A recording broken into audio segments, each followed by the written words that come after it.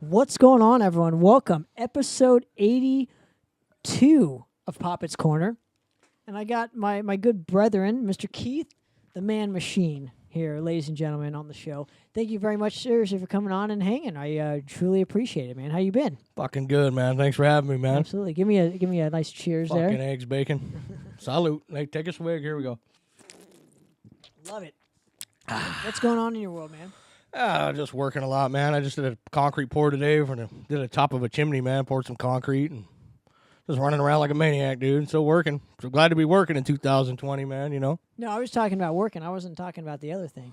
Pouring concrete in somebody else's chimney. Oh, man. It was down in Newport Beach, man. We just mixed a bunch of concrete and set it in place. And, just carried on. Got it done. Oh, I know. I was just making a dumb joke. Don't worry No, about it's all good, brother. it. It was a sex joke. It's Oh, okay. nice. Well, man, that's a shame that I missed it, man. I know. I'm usually crafty at those. Until you met me. Oh. Now, so, how this typically works, I would like to go through your career and tell some stories if we can. And Oh, just, shit. How deep you want to go, brother?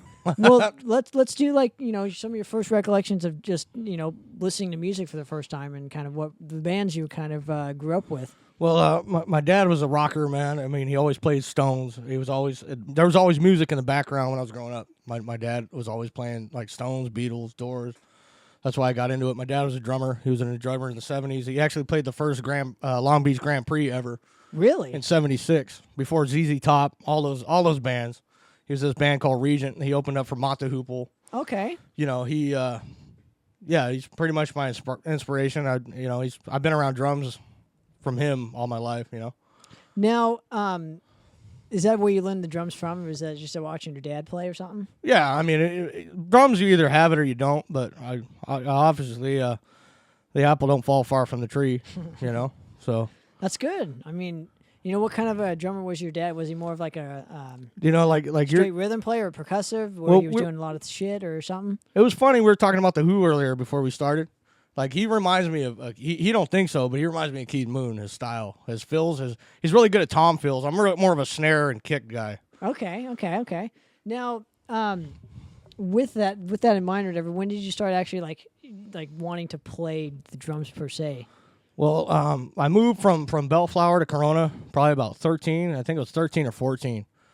I always wanted to play. He used to always tell me to get the hell off his kit, but I used to try to sneak in and here and there when I was at work and try to play it. Sorry, Pop. You're probably gonna listen to this later, but I love you, man.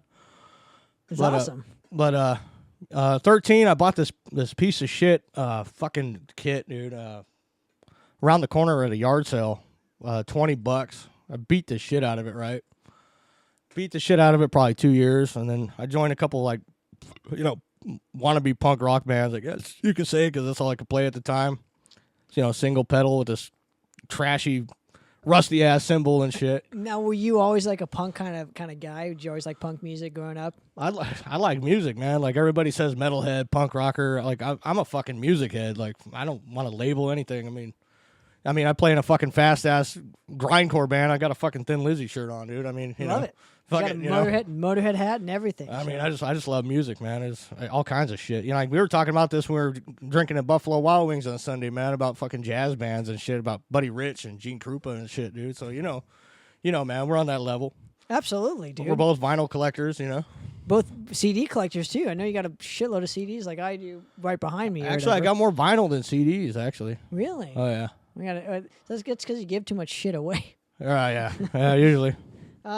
Now, okay, so what's the next step after? So, like, when did you start actually going to a recording studio? Oh, a recording. I've been a real DIY guy for a long time. I think the first recording studio I went in was with Gutsaw back in probably, what year is it now? Probably 2006. We went out to Hollywood because Bryce McDonald, our guitar player, was working at what's that place? That student place out there. The Am I? Okay. Yeah, so we had a slot. It was like at 4 a.m, I think, some shit like that. And that was like probably my first time in an actual recording studio. But I've recorded a lot of albums or EPs and stuff before that, like just raw DIY. Now, when did you form Gutsaw? When did you and Big Cat form Gutsaw? Or how did that whole thing come into play? Well, I met Nick probably after I was in this really. I don't want to say lame, but it was just kind of like I was just one of my first bands called Dukes of Distortion. We played like a battle of the bands, and it was a couple guys that I know. I hope they don't get pissed because they're my Facebook friends now. But he was in this, and he's gonna kick my ass for mentioning this, but he was in this like Christian hardcore band back in the day, and me and him didn't like each other. Oh, okay. He was dating this girl Lauren, man, and she was like a friend of mine, and her mom didn't like him, and she used to have me walk to his house and shit, and he'd just give me bad looks, and we didn't really like each other because of what our I guess our both stupid little gay high school status shit was. But I was in a band called I was in like a power violence band called Comatron. With Brando Lovecraft. If Brando, you're hearing this, man, love you, brother. And he's actually in this badass band called Reality Lost. You should actually check them out. They're fucking badass. What was the name of the Christian hardcore band? I think it was Eos Exos. What it was. Okay. He's gonna kick my ass, or he's probably gonna be pissed if he's listening to this. But but it was just he was young. We were like 14, so you do what you got to do. But I was in Comatron, and like I was into punk rock, a lot of crust stuff, a lot of power violence. I still am. A lot of Spaz, Charles Bronson kind of stuff. Okay. So, now was that popular around that specific area that you were playing? No, actually it wasn't. It was actually Bryce McDonald that got me into all that stuff. Like we used to go to this place called Green Records. I don't know if you remember that place in Tustin. Get like 7 inches of like doom and like What year are we talking about? We're talking like 2000, man. Oh, like God. 99. Yeah, this maybe. is way This too is early. way back in the Yeah. day, man. That was before like YouTube and shit. So you used to have to go to the record store, and if you wanted like Japanese like hardcore bands like or bands from like Europe or something, you had to go to the record store. Okay. You know what I mean? And now how did you kind of pick records around that time? Just by like the covers and seeing what was hot, or did you ask the record store guy like what he recommended? Well, this is what I'm proud of because I was in the last days of the tape trading, where if there was an underground, there's a lot of distributors that if there's like a lot of underground stuff, there'd be a lot of they have their own catalog. And actually at the Showcase Theater, you'd have guys walking around selling cassette tapes from. Like you can get, like that's the first time I learned who Amoebix was. I don't know if you ever heard of Amoebix. The crust punk band? Yeah, they're one of my favorites of all time, and I've heard them from a fucking $2 tape that I bought in front of Showcase just because I liked the cover. It said "No Gods, No Masters." It was fucking awesome, and it was a Monolith album. Now, were you playing at the Showcase around this time? I think my first gig at the Showcase was 2000, 2001, with Wow. Comatron, right? Okay. And this is where I'm getting on with Comatron. We wanted like a more metal sound, and Bryce knew Nick, and I was like, I don't really like that guy. We don't like each other. So Come to find out, you've been like buds for fucking ever. well, yeah, this is before this, right? So he's like, well, he's really good, and he wants to play with us and everything. And I mean, he was always kind of a pompous prick back then too, So, and I was who I was, and I'm like, so he goes in the garage, and finally Bryce talks me into it, and we're in Brandon Bartley's garage, Brando Lovecraft, and he starts playing and just playing these heavy riffs, and I just feel it, and we just start playing with each other, and it's just me and him for like 20 minutes. Nobody can do shit, and we just know what the other guy's gonna play. It was just magic. I mean, I don't try to sound too corny about shit, but this was magic. I mean, we knew that there was something there.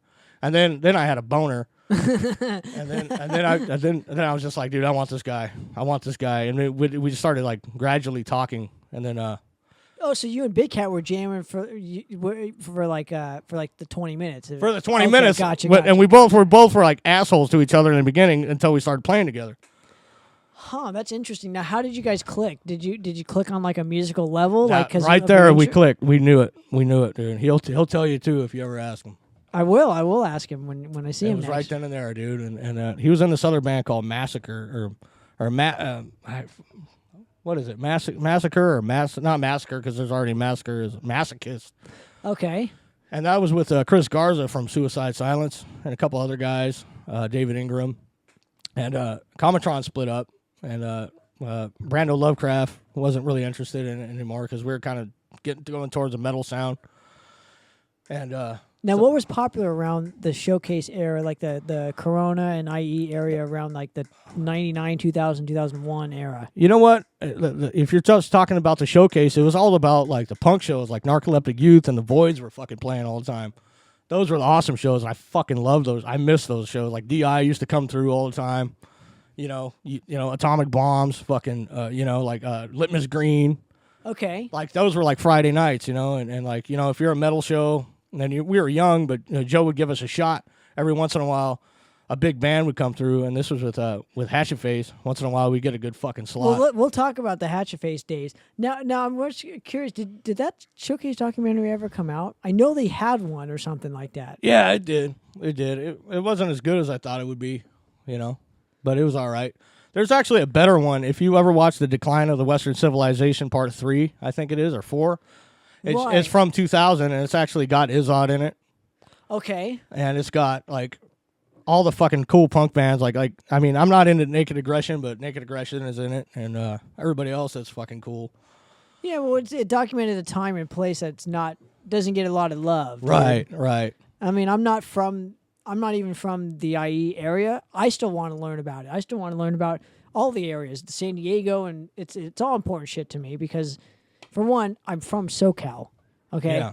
I don't discriminate, but Right, also of course. too, it's like the showcase was a big fucking venue that like doesn't get talked about now. It was the Southern California's Gilman. I don't know if you know what the Gilman is in Northern California. Well, it's the punk rock venue. It's like, Green Day started there, and that's the later days. It's the Gilman for Southern California, and if anybody says otherwise, they don't know their ass from their elbow. I'm sorry, it is what it is. I mean, I wasn't around the time, so give me like not like a Reader's Digest, but like if you can get into some detail with like just a regular like vibe at a show there was, It depends on who's playing. It depends on there. I don't know if you're familiar with the band Phobia. Oh, I love them. Yeah. Okay, they got this song. They got this song called "The Smell." You go into a punk rock show, you already got the shits because the bass in the fucking showcase would just rumble your guts already, and then you go in there and it smells like fucking patchouli and cheap booze, and sweat in the pit, and it's just I can't explain the smell, but if I could capture that fucking smell and put it in a goddamn bottle, I would spray it all over my house because I just love that fucking smell, dude. It's just the smell. And I know exactly what they're fucking talking about, dude. It's just it's weird. You can't explain it. Especially when you're in a pit and you get a spike in your fucking tooth and you taste blood and metal. It's like, and you don't feel shit because you're in the pit and you're just got so much fucking adrenaline going. You don't give a flying shit. Plus you're 15, 14 fucking years old. You're just having a good ass time. Now, what was like the vibe to like just like, I guess when a band would play, everyone was just going ape shit, nonstop stage diving. Dude, it was awesome. Like, explain what the venue actually looked like too, because I've only seen like one picture. It's so small, but you got the balcony and the sound. It was the best sound. I mean, Randy was the best fucking sound guy ever. I mean, he was the shit. I mean, he toured with the Addicts and everybody. I mean, he was the man. There was no sound guy that could ever match that guy ever. And obviously, you went to a lot of the shows. Playing the shows, how different was it from going to the shows? Well, it depends on what the night was. I mean, when Gutsaw was hot, when we were playing shows all the time, because they would hit us up, and we'd get the middle slot all the time. Like, if Impaled was coming through, if like, who else was, Exhumed, probably. Exhumed, all them, all those kind of shows. We get the middle thing, and then we get a good slot, and it was fucking popping. I mean, that's just badass, But sometimes you get those dud shows on a Monday night, and you know how it is. Sometimes it's just fucking, it ain't got it, But you still play your ass off, have a good time. It all depends, man. That's a venue that probably still needs to, like, exist, because I know the building's still there, and they haven't done anything with it. It's probably... Hey, you could. Hey, it's like what's it? It probably costs less for it to like not operate than it does. It's to like operate. It's like what Living Color says. You can tear a building down, but you can't erase a memory, dude. You know what I mean? No way. Fucking eggs, bacon. no fucking way, dude. man. I mean, dude, that place always reminded me of like, you remember the movie Stoned Age? Fuck. Come on, man. We talked about this last night, bro. I know we're gonna reminisce. That's my my Right? shitty segue. Let me lean into No, it. it's all good, brother. Go for it. Now it's like it just reminds me of like that specific kind of like movie where it's like a vibe. It was like an innocent kind of time, with a showcase. Would you agree or not agree?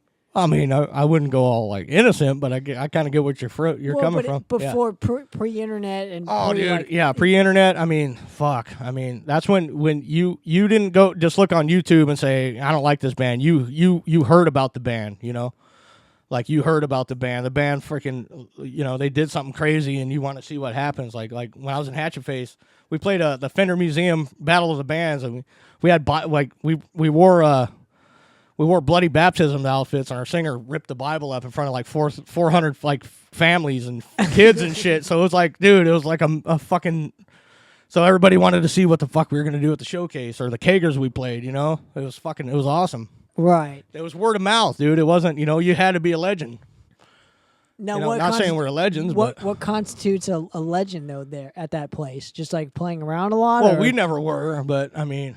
Yeah, but you keep our collective use. But Gutsaw slowly became one, at least in that area. At least for a couple years. I mean, you had sacrificial slaughter. They would slot us up with sacrificial slaughter, and whatever, if you're into sacrificial slaughter, Worley kept that band together for fucking 20 years since he was a kid. Absolutely, you got to gotta respect. And we had a rivalry because we were from the same town. We both had the rep. And there were some daggers there already, And I'll get towards that. in a little bit. No, but let's go back to like the showcase and Hatchet Face. Like, when did you actually form the band per se, and what initial direction did you want to take that specific project? Well, Hatchet Face was a high school project, and then me, Bryce, and Nick, and then Chris Garza from Suicide Silence was in there. And we used to jam at his grandma's house, and she'd make us burritos and shit. She's still a sweet lady. I hope she's still alive. I haven't seen her in a while, but she's always telling me, "Mijo, you need to you need to find yourself a nice girl and stuff." She was just a cool ass lady, man. Chris's mom, his dad played in a mariachi band, and I always get off course with this shit, but I like to put in the details, Sure. But anyway, long story short, high school band. We played a lot of house shows. Our first show we ever played, somebody got thrown through a fucking window. It was a fucking, so everybody, it was word of mouth, and then there's this band called 1992 with my buddy Patches. We used to make these off the wall flyers, these most offensive flyers, and pass them around school. What do you mean by offensive flyers? The worst. He's providing the most, because you want to get people's attention, right? So how do you do that? You make the most offensive fucking flyers you can find with like crazy shit going, like, I'm talking about like fucking, the guy had like porn and shit on the flyers just to fucking build the hype, but everybody wanted to see what the fuck was going on, right? That's like Mike Abominator. He always puts dead people on his fucking flyers. Dude, I mean. It works? It worked, and it fucking, it got people's attention, and people wanted to check it out. What the fucking big, I mean, we had parents calling the fucking school and shit, dude. It's like, who's passing these flyers out? And fucking, I got interviewed by the principal. Everybody did. But there was just so many. We just throw them in the fucking yard, in the courtyard at the school and shit. Just everybody would see them, dude. And that's amazing, dude. That's fucking amazing. I only can imagine the Keith machine just fucking throwing out tons of flyers on the fucking. I had some cool teachers that knew I was passing them out, and they were kind of, hey man, like you're under the radar, It was kind of cool. I liked it, dude. That makes it seem more mysterious than what it actually is. Right. Now, forming Hatchet Face, like, what was the kind of musical direction you wanted to take it? Well, like I just hooked up with Nick now. Now my musical taste is expanding because Nick got me actually into Impaled and Exhumed, which I've never heard of.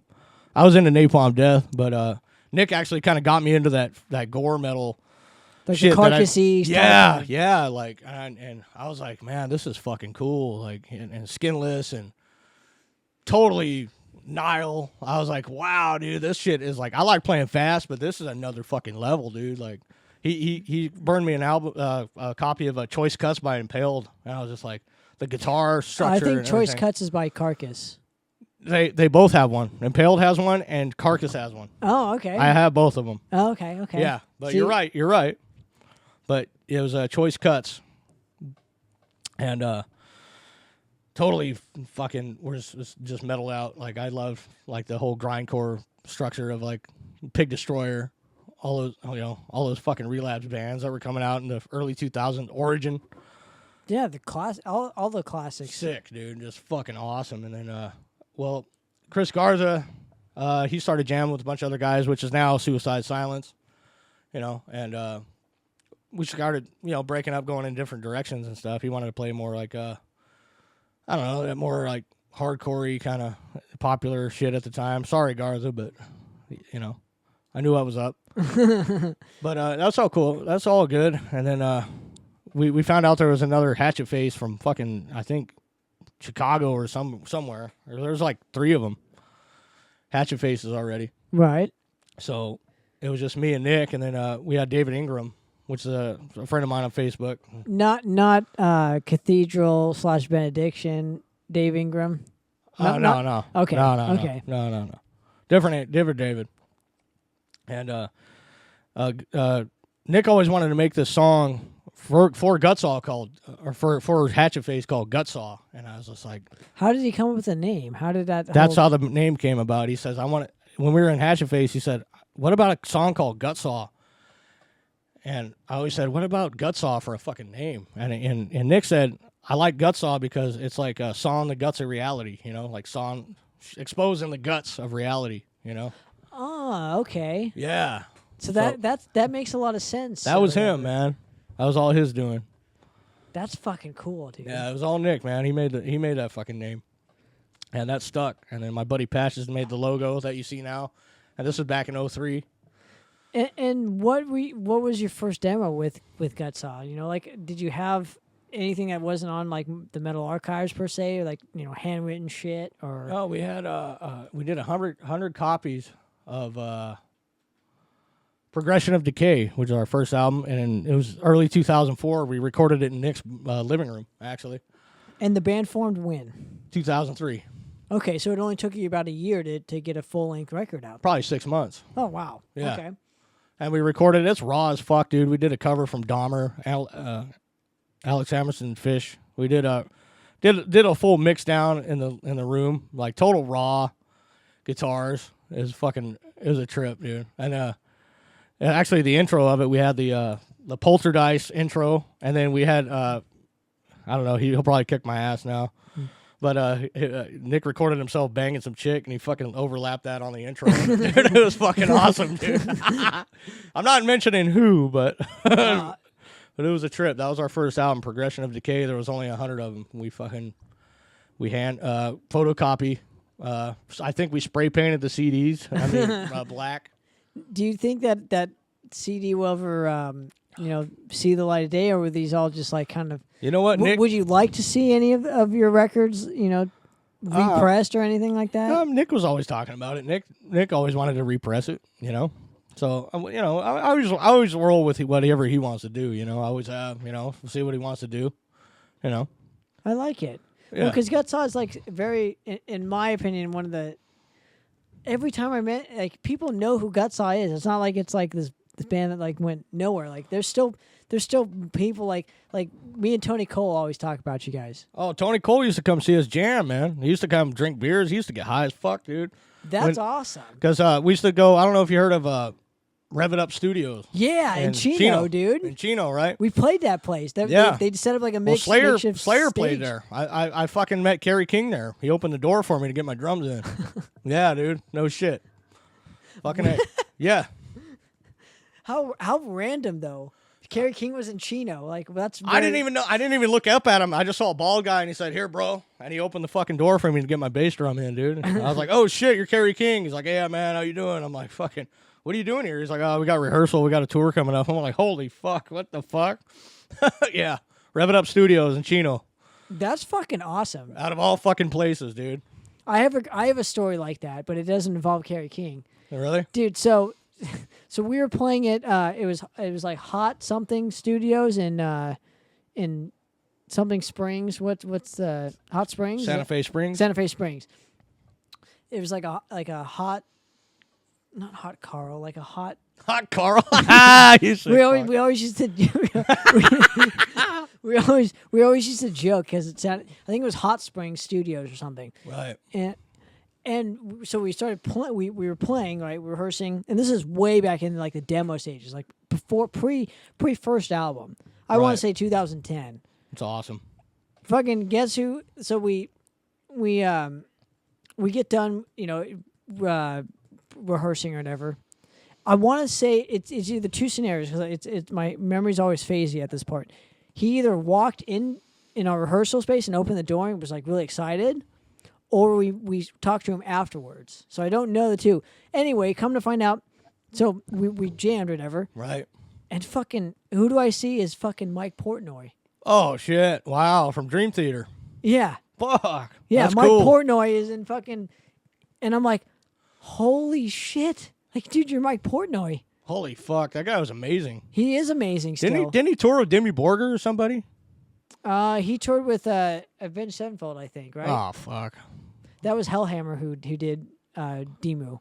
Oh, You're wow. confusing the two. All right. But anyway, so my point is, so I'm like, dude, what are you doing? He's like, dude, you guys sound just like Slayer. Oh, shit. And I was like, oh my god, he's heard us. Right. That's awesome. I just thought that was the coolest thing. That's so fucking cool. And anyway, and so I was like, well, what are you doing here? He's like, oh yeah, like we got a tour with Iron Maiden next month. I'm like, oh, that's right. Fucking He's like, awesome. And he goes, dude, we get our own tour buses. So I guess every member of Dream Theater has their own tour bus. And I'm like, I don't know. I don't like that, man. That's too fucking. That's I wouldn't want that per se, but I'm just saying when you're a band like Dream Theater, I'm like, that seems a little excessive, but you're touring with Iron Maiden. So it's like, how much money are you getting to be able to afford that? Take your families on tour. Oh, okay. I could get that. The family thing. Yeah, I could get that. But anyway, so that's what happened or whatever. And but it just relates to like how, you Yeah. know, Kerry King opened the door. It's like, what the fuck are you doing? Yeah, here? I didn't even notice him till I looked at his face because it was just some guy opening the door for me, dude. And like, so like, did you when recording the first album, did you have like an initial reaction locally or globally or anything like that? A little bit. I mean, it got a little spike, you know. We got rid of all the copies. Mostly gave them away, you know. Gave them to a lot of people, you know. But, you know, it wasn't much. And then, you know, we didn't record much after that. Maybe a couple demos. You know, we don't really put out a lot of shit. I It's know. just Why? We just play. I don't know. It's You hardly ever play. I know. It's just fucking terrible. Well, Nick's a busy man. He's in a lot of bands, man. He does a lot of shit. He does. I My work. apologies for that. Oh but yeah, no. I got my construction career. You know, I've been doing this construction shit for 17 years too. I mean, I'm a working man too, so you know, I do what I got to do, and he does what he does. And we just get Absolutely. together when the time comes. I'm glad you guys reconnected, man. Seriously, like, cause Me too, there's man. every time I would see Big Cat, I'm like, what's going on with Keith, dude? Oh man, if I don't have Facebook, I'm a man of mystery, man. But now everybody's up in my shit. I love it, dude. I Yeah. love that you're on Facebook and, Yeah, and man, whatnot you know. and doing your thing. That's all good. It's just very refreshing, you know, that you're back. I wouldn't even say you're back. You've always been here, but it's just like, you know, now you have Oh yeah. Well, easier access to reach you, dude. Oh yeah. I got out of like a 4-year relationship, whatever. You know, what happened. You know, it's all good. Yeah.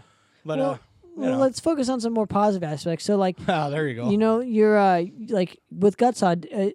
Talk to me about you're just recording like the EP split. Like, how did that kind of come about for you? The optical. Well, first off, it was exciting because Tony Cole. I think we heard about it from Tony Cole because he just did the album for I think Carlos Matt from Gorehouse. And he said we're gonna be on a split with fucking Rot, and Tony Cole used to kick it with us all the time. He used to get fucked up with us and everything. Yeah, with Rot. And, Now this has become like Oxidized Razor. like a classic in the grindcore. And in my opinion, this is a classic in like the kind of grindcore kind of thing because the album cover rules so much. And Oh, obviously, dude, yeah, right. you know, That's probably the best artwork we ever had. I mean, seriously. And plus, Tony Cole did it. I mean, who could say that? I mean, I know you guys do, but it's like, fuck. I mean, this was before he was charging like fucking, before he was doing like my ex-old lady, you know, I'm not trying to mention her, but she used to work for fucking Maynard from Tool. oh my gosh, Yeah, okay. and he was all excited to do the fucking artwork for his winery shit, you know, that he does, you know. Who? Tony Cole. Tony Cole did Maynard's. Yeah. and my ex old lady was an assistant for Maynard. Oh, And she was okay. just like, I don't care. He's douche or whatever. And I'm like, oh well. I mean, I'm not really a Tool fan, but that's pretty cool, you know. Are you saying he's a tool? No way, dude. Not Tony. I'm saying Maynard. I don't know. I never met the guy, you know. Oh, I'm just saying. Is that what the old lady said? Yeah, He's a kind of. tool? I don't know. That's her Bad joke. words. Don't worry about it. Let's I move know. on. That's all good. So, but how did this whole split kind of come about for you? Well, For Gutsaw, per se. like I said, I'm never really a technology guy. Now I'm a Facebook whore. I've been on it since I love got it. Dude, I'm all over it. You're one of the people I actually look forward to fucking. Yeah, I know a posting lot of whatever. people say that, or that pisses them off. But Fuck them. right, I just hope I don't drink, Jack Daniels and show a dick pic on there eventually. But no, I'm just kidding. But who knows? But anyway, Nick is always coming at me with shit, and he's usually the guy talking to the promoters. I used to be me when we first started, mostly because I would have the phone numbers of everybody, and I'd be working on a construction job, talking to promoters at the same time on my lunch break and shit. Like what's that guy?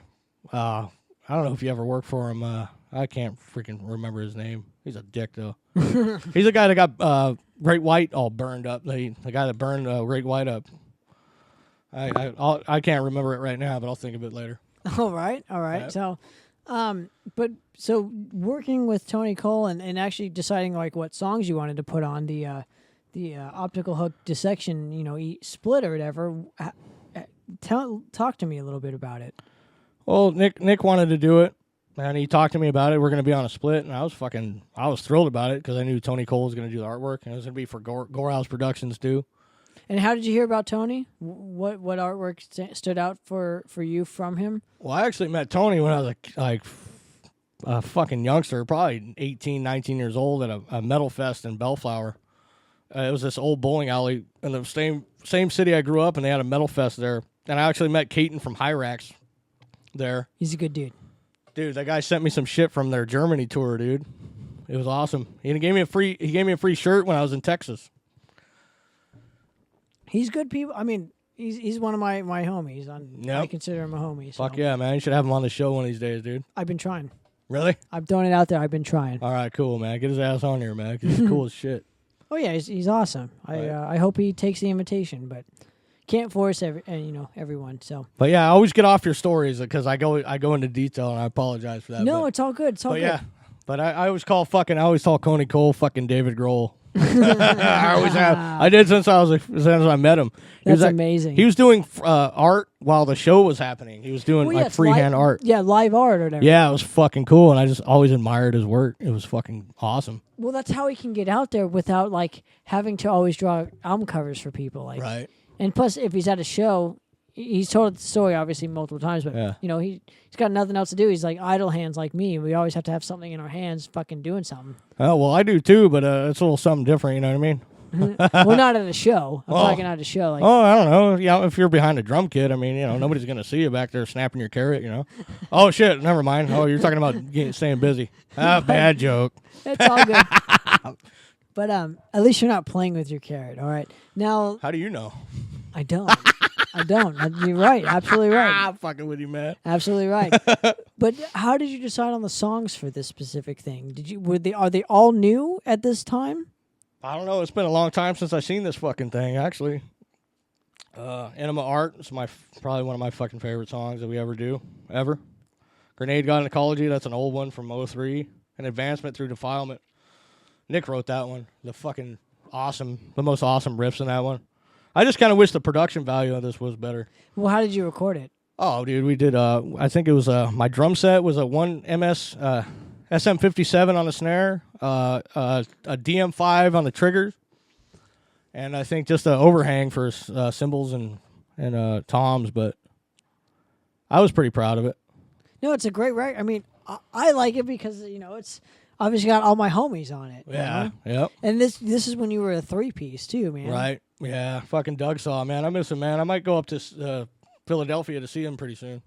Yeah, I never met him, so I can't tell you. Just please tell him I said hi. But Well, fucking A, man. I'm a fan. Obviously, I have it. So fucking A, man. Fucking eggs, bacon. that's right.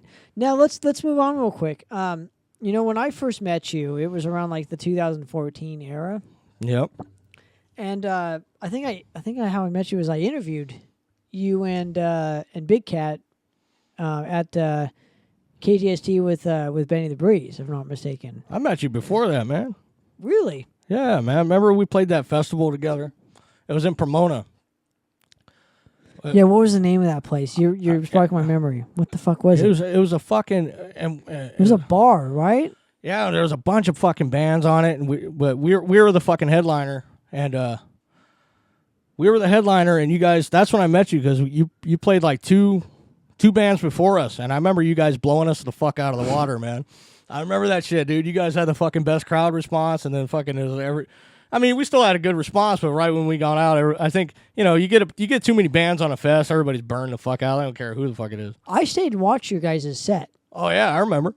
Oh, okay, yeah. I mean, I kind of remember it. I didn't just. I remember not just playing and leaving, dude. Yeah, no shit. I don't like doing that stuff. But you guys are fucking awesome. I mean, you played as a 2-piece, and yeah. I remember it was the first time you guys played, and I saw you without a fucking drum, literally a drum set. At least a bass drum. It was just your fucking pedals and the triggers. Yeah, I just use those because it's easier to carry around. I mean, fucking, I trigger the drums anyway. Usually, most people do though. Yeah. So and people want to have the thing. It's just like, why lug this fucking extra thing around if you don't need it? I don't know. I've never had more shit than I need. I always just thought it was so cool that you had that, dude. Yeah. I just still thought do. It was like it's like your trademark at this point. Yeah, right. Because I never see anybody else do it.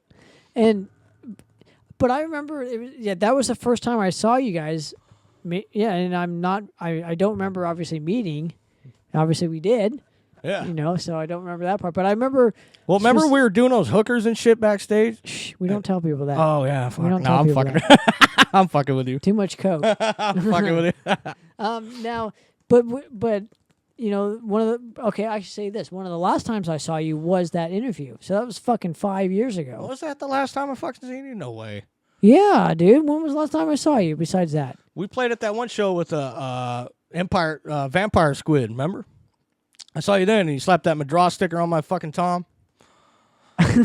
See, I don't. Okay, there you go. So I don't remember that either. Come on, man. You don't drink as much as I do. That's not true. I saw you at the Doll Hut as well. Yeah. I remember that show. And plus, you see me all the time on El Toro in my work truck, dude. Remember?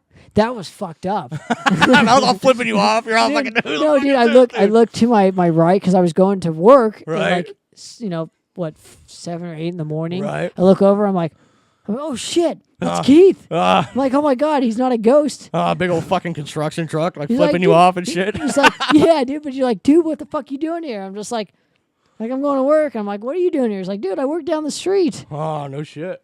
I was like, dude, we got to get together. And then that didn't happen for years. I don't know why, but we got to change that. But, it's just good to see you back or whatever. And fuck, it's good to be back, man. I never left. I just sometimes, you take a hiatus or here or there. It's just I got Facebook and I started talking to people I haven't talked to in a long time. Are you ever gonna do anything musically speaking? I keep fucking hounding Nick. I'm like, dude, put out some new Gutsaw. I want to hear some. Well, we're supposed to work on some shit this Saturday, so hopefully, because we got fucking material to do something else. So it's just, fucking he had the kid and everything. Yeah, and he had 2 records with us and Sacrificial, all that shit. So I just got Gutsaw, man, and Gutsaw and my construction career, man, and that's Well, talk to me about the I guess just the newest thing that you guys did in 2015, 16, or 17. That was fucking awesome because and I'm I don't know if I'm getting older, my memory's getting fucked up, but we went to the studio and did that one, dude, and that was probably our best shit yet because of the production value of it and the riffs and the songs and everything, and it's short and sweet. It's just a fucking sweet. Dude, it's like 10 minutes. Yeah, that's what I like about it. It's like, you ever heard of a band called The Locust? Yeah. I always like their song. Their songs are 14 or 45 seconds. They kick your ass. They got a hook, and you get the fuck out. Yeah, they don't overstay the welcome. I love it, dude. But you also like seriously, in my opinion, one of the most awesome movies ever. Duh, dude. I mean, we could talk Stone Age all day, dude. Dude, we could just have a podcast fucking playing the Stone Age, dude. Yeah, it'd be like Mystery Science Theater, except we'd be playing the fucking the Stone Agent and getting drunk. And that's okay, man. Me and fucking old Big Cat used to do that all the time, man. We're probably gonna end up doing it like here because I do have it, so I might just put it on the TV and Fuck it, end the man. broadcast, and we'll just fucking. Just watch it. And we'll Just fucking watch it. we'll commentary on it. It's the bet, dude. That movie rules. But anyway, Right. but I remember like that was in one of the songs or whatever. That was my idea. Annihilate to you Medicate to know, yeah. annihilate. That was my idea. That song rules, dude. Yep. I remember getting it and playing it on the first tour we did with Big Cat, and I'm like, dude, this album's awesome. Like, why haven't you pressed it, or why isn't it on CD? you know. Or it's got to come out eventually. I think you have one of the only copies. And One it's of. fucking I think I have the only copy. I don't even remember signing the fucking thing, but you said I did. Dude, it's right there. Fuck. I don't. Fuck. Yeah, it's right there. Where bro. the fuck was I though on that one? I don't know. I just all I remember it was giving you a fucking Madras CD and you putting on in the car, rolling on the windows, cranking it up to 10, and you were out of here. And I was like, oh, okay, Fucking eggs, bacon. that's right. That's cool. I love that artwork, man. Yeah, who was that chick? I don't know. Oh, okay. Yeah, Nick said it was just like some fan or something like that. So I thought that was really cool. I don't know, man. But do you guys went into where Trench Studios to Yeah, do that's that? where we went, dude. And that guy's cool as shit. How long did it actually take you to record that? 2 days. Okay. That was it. We did we did instruments one day and vocals the next. And vocals took like an hour. That wasn't shit. We did like one take, dude, the whole time. Well, dude, it's 10 minutes long. I would hope you have like, more than. Fucking 7 songs, or- 10 minutes, bro. That's right. But that album is great. People can find it on. I don't know if you have Bandcamp or not. I would hope so. I know a lot of I think you do have Bandcamp, but that album is great. It's called Fuck Me, I'm Dead. right. The album is really good. If you're into like the grindcore aspect, I love it. I just love the fun. It's just really it's a fun 10 minutes in my opinion. Yeah, it's just it doesn't overdraw you. It just you put it on. I know it's like a fucking One Dream Theater song. It's just like boom, If that.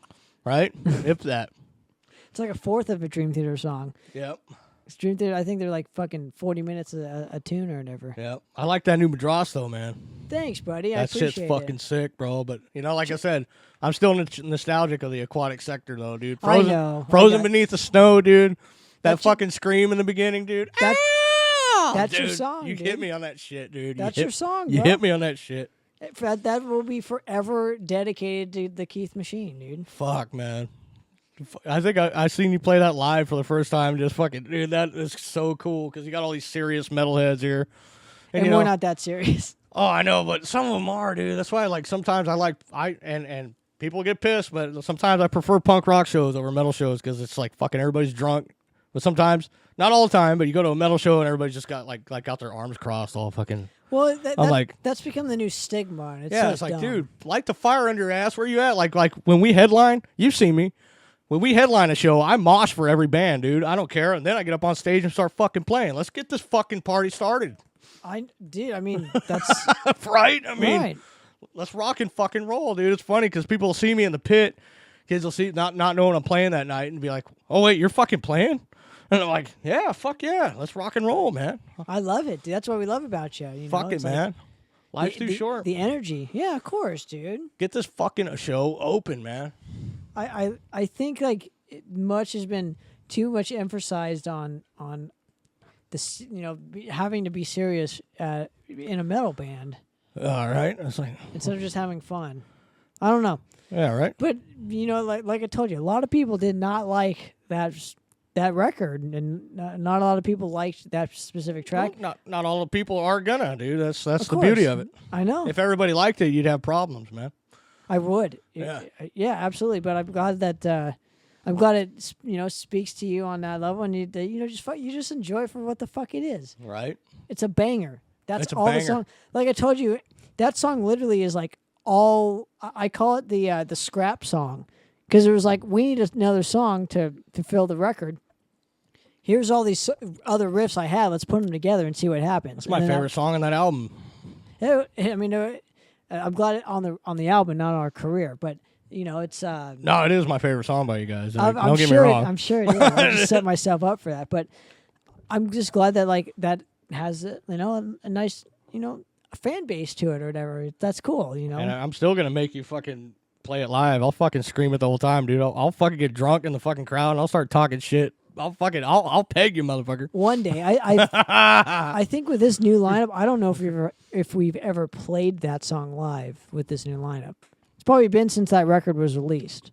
Fuck. So we'll see what happens. But I would, like I said, one of these days. It's just not going to be now. It's like Metallica. They never played Dyer's Eve live, from fucking Justice for All, right? It's like they never played that live. Freight Ends as well. I don't think we've ever played Freight Ends. Oh, yeah. That's dude. a great song, dude. I like how it just goes in like. Yeah,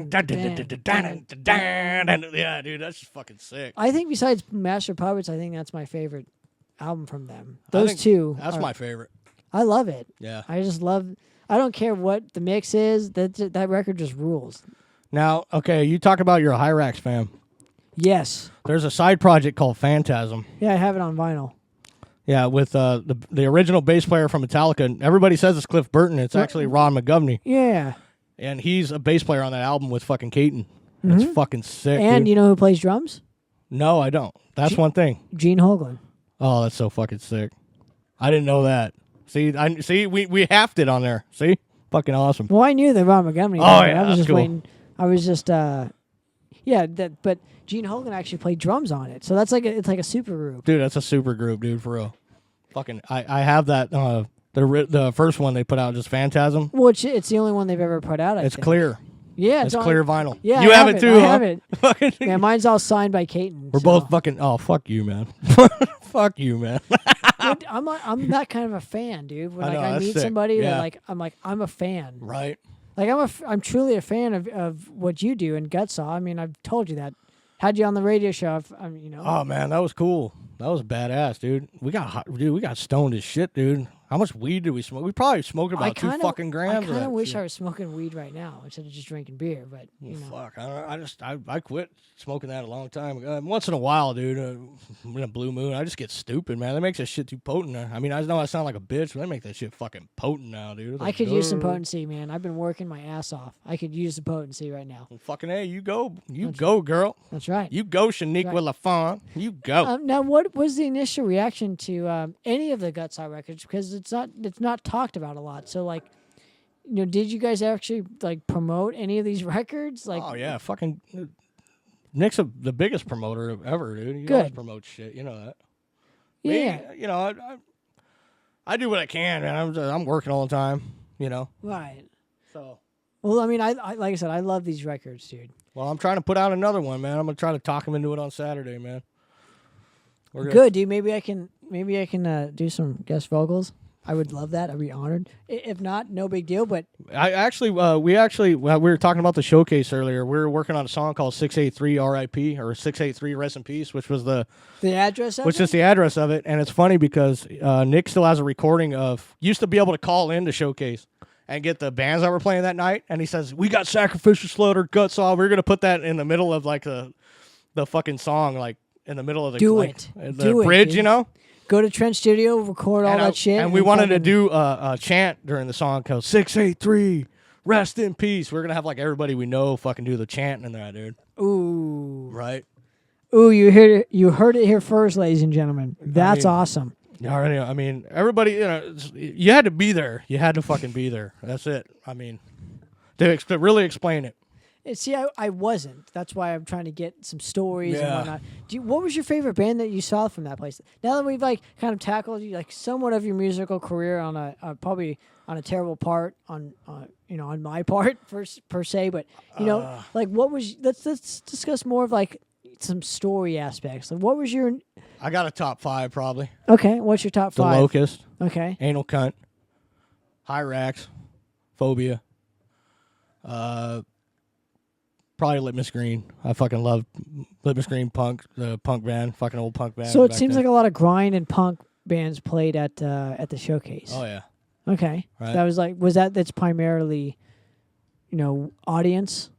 It all depends on what night it was, man. It used to have different nights, and then like all that tough guy hardcore shit came in. That beat down fucking straight edge shit. I never liked it, and that kind of just sold it. Like Poison the Well and who the fucking Avenged Sevenfold and shit played there. And Avenged Sevenfold, they never were all clean and shit back then. They would fucking sing like raspy vocals and shit. They weren't all fucking all cute and shit like they are now.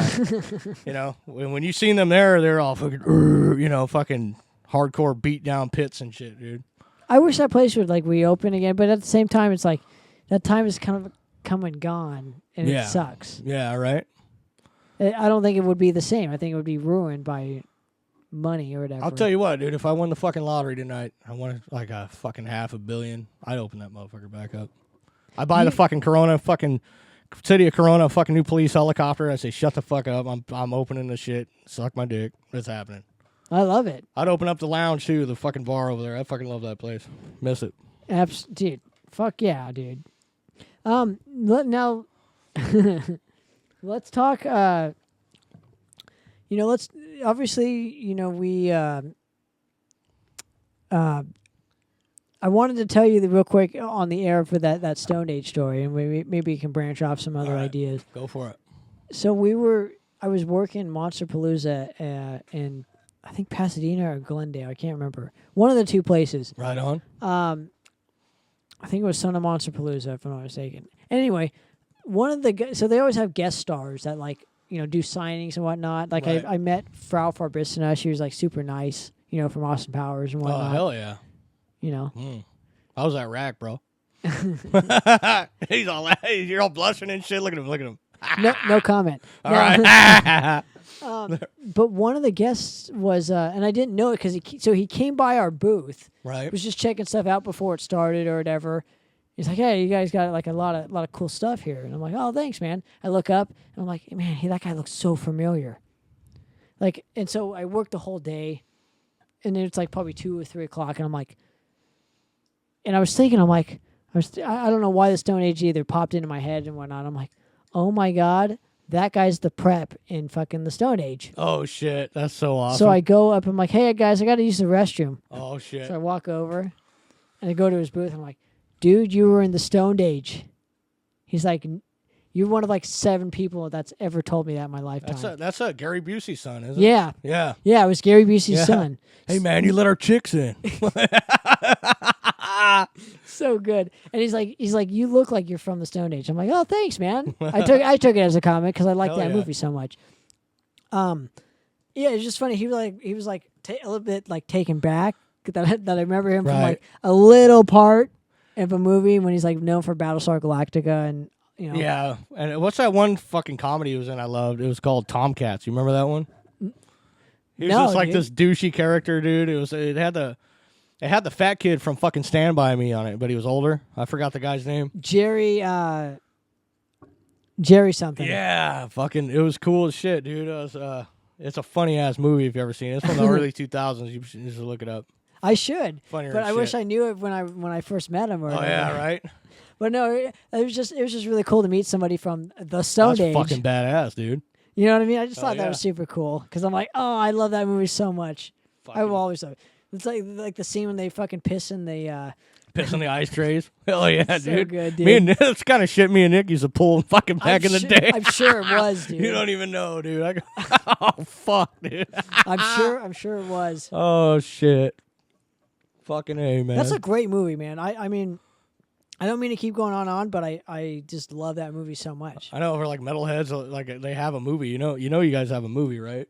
Oh, dude, that was kind of like how my love started for BOC. Really? Was that movie? Yeah, because I'm like, it was cool when like Will Ferrell did like the more cowbell thing. Yeah, but they got. But when I first saw the Stone Age, and they were just talking about on and on about BOC and like the eyeball, and I'm that like, huge gnarly eyeball out there. Man. Yeah, but every time I hear "Don't Fear the Reaper," yeah. I can't help but think of that fucking eyeball, right? And like that whole like. Just the whole scene in that whole movie. I like that live scene they got in there, dude. Right when they shine the light on his face. That's real. That's so awesome. Fucking epic, dude. That's solo. Awesome. I seen him play that live. It was fucking rad. So that was me. That was me and Nick's first concert when we were like 17, dude. Where'd you see him at? Irvine Meadows. Opening for. It was Creedence Clearwater Revisited, Okay. but they actually didn't play. And it was the Wild Child, the fucking Doors tribute band.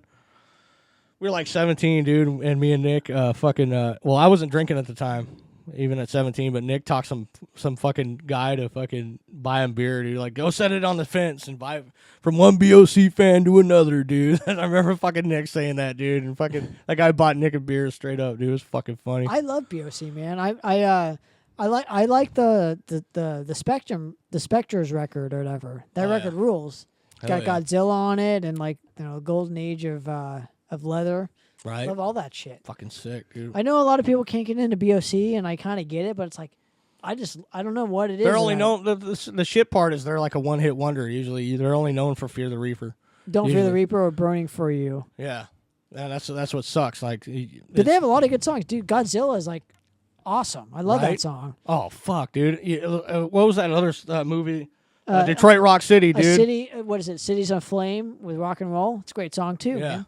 Yeah, Detroit Rock City. That's it. Detroit Rock City. When the kid, he's the guy's trying to steal fucking the kid's Kiss ticket, and he's all, "Hey, Chongo!" He calls his big old burly ass, muscly fucking brother. And it's all bound. I wonder why nobody like ever covered that. Like, you got all these like doom metal bands and shit. Like, how come nobody's ever wanted to cover that? Because BOC did it so good that I know, right? You can't touch it. Yeah, right. Yeah. You're right. I think know. you're right. I don't know what it is. I mean, I don't know. I don't think you can fuck with BOC for me. I just love them so much. Right. In fact, I still have their T-shirt. That's so fucking rad. I saw them, dude. You know what the T-shirt is? It's like literally almost the same one as what the chick's wearing in the Stone Age, except it's not black. I think it's gray. I love that fucking scene when she first opens the door when it goes to boots up and they got fucking Montrose playing. They call it Hard, Sweet, and Sticky. Fucking, you're my candy, baby. Rock Candy? Yeah, Rock Candy, dude. Montrose? Yeah, Montrose, dude. It's all... See, I'm more of a perv than you. I like the scene when she's got the bikini on and like total camel toe crotch shot. Oh, if you want to talk about chicks, we could do this all night too, bro. I mean, we might offend some people, but at the same time, it's like... I'll make a career out of it. Dude, we'll entertain you fucks. So, all right, you fucking sons of bitches. That's right. You fucking tenderfoot bastards. That's a great movie. And then fucking, Frankie Avalon's in that movie, too. I'm surprised he had the fucking balls. He was probably fucking on the end of his rope. Dude, he was probably desperate, man. Yeah, he's like, oh, dude, just let me in there, dude. Come on, bro. He's like, oh, yeah. He's like, oh, yeah. Guard stuck up against the Macho Man Randy Savage. Against the Frankie Avalon. Oh, yeah. Fucking A, man. I like that they left a beer can in like the middle of the street, so it's like that's their cue to stop the cars. Right. It's like obvious. It's so obvious, dude. Right. That movie doesn't get enough credit, dude. Like it was like it really doesn't. Dazed and Confused came out at the same time, and fucking like Dazed and Confused is but more known than that fucking movie. Well, I like on the back of it. It goes, it's a better Dazed and Confused. Yeah, on the DVD.